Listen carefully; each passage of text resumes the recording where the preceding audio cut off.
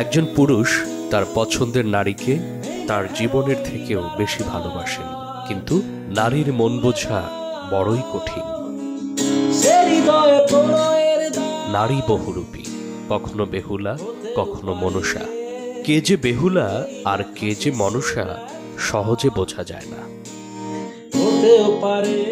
পছন্দের নারীর প্রতি পুরুষ যত বেশি শখ আহ্লাদ দেখাবে, যত বেশি স্বপ্ন মনে বাসা বাঁধবে, তার দূরত্ব তত বেশি তাকে ঘায়েল করবে। এতে সব রকম কষ্ট এসে আঁকড়ে ধরবে। মানসিক ভারসাম্য ঠিক থাকবে না, ধ্যান জ্ঞান সব এককেন্দ্রিক হয়ে যাবে, যার শেষ পরিণতির একমাত্র পরিচয় পাগল। ভাইয়ার বাড়ি হইল মালসাপাড়া। এতদিন আছিল ভাই বিদেশ, বিদেশ থাকছে, কাজ কাম করছে, বউয়ের কাছে টাকা পাঠাইছে, বউটু নিয়ে মাইরে টেরে নিয়ে গেছে। তারপরের থেকে এই যে রাস্তায় ঘুরে ফিরে খায় এই পর্যন্ত। সিরাজগঞ্জের হাসু পাগল একসময় তার আমাদের মতোই সুস্থ সুন্দর জীবন ছিল। জীবিকার তাগিদে এক যুগ কাটিয়েছেন প্রবাসে। দেশে এসে বিয়ে করেছিলেন তার ভালোবাসার মানুষকে।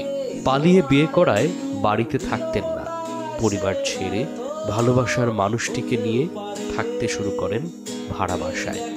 আর্থিকভাবে সচ্ছল হওয়ায় ভালোই ছিলেন নতুন জীবনে। বছরের ব্যবধানে তাদের ঘর আলো করে আসে একটি পুত্র ও একটি কন্যা সন্তান।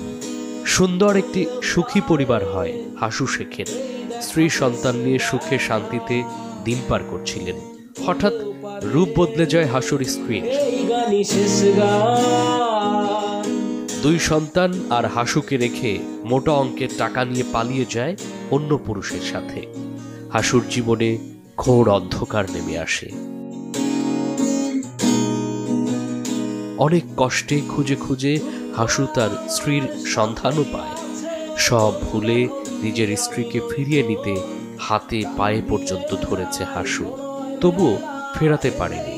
কি কারণে তার স্ত্রী এমন করলেন ভেবে উঠতে পারলেন না হাসু। যাকে বিয়ে করে পরিবার থেকে দূরে আসলেন, সেই ভালোবাসার মানুষটিও তাকে এভাবে ঠকাবে, এটা বোধহয় হাসু ভুলেও ক্ষমা করতে পারেনি। একদিকে হয়েছে পরিবারের সাথে দূরত্ব, অন্যদিকে ভালোবাসার মানুষটিও দূরত্ব চাইল। হাসু ভাই ফ্যামিলি আপন করে নিতে পারে না। ফ্যামিলি ভালো, কিন্তু ফ্যামিলি আপন করে নিতে না। বউকে বিশ্বাস করছে, বউকে বিশ্বাস করে বউয়ের কাছে সবকিছু লেনদেন করছে, কিন্তু বউ বিশ্বাস করে না। কুলহারা হাসু হয়তো এসবের কারণ খুঁজতে খুঁজতেই পাগল হয়ে রাস্তায় ঘুরছে। সব হারিয়ে হারানোর ভয়ও হারিয়ে ফেলেছে হাসু পাগল।